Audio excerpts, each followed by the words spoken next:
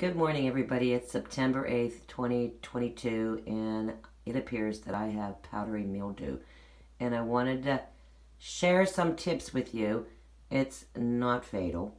It's very easily treatable. And I'm going to show you real fast what I use and how I do it.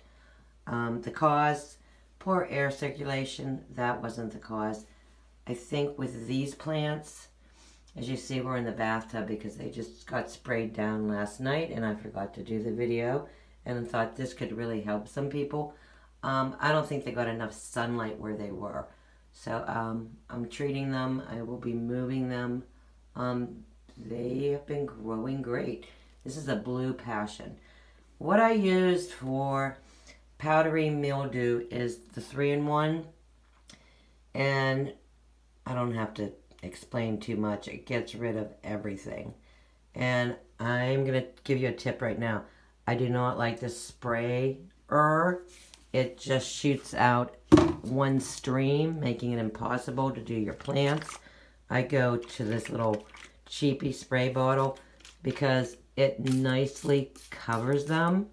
And when you're dealing with long plants like this, I have to do this. I have to cover them in plastic wrap, turn them basically upside down, and spray the undersides of the leaves.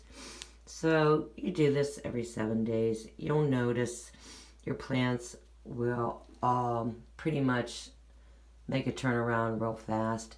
It's advisable to take off all the dead leaves. So this plant got sprayed last night and is getting treated again in 7 days. Here's a good example. This leaf has got this gray, silver, white appearance, and this leaf is pretty much healthy. So what I'm going to do is I'm probably going to cut this whole vine off and retreat the plant again. Always wash all your utensils and everything when you're dealing with a fungus like this. It is very easily spread, but when you see the start of it, treat it and then move it into an appropriate sun location that it likes.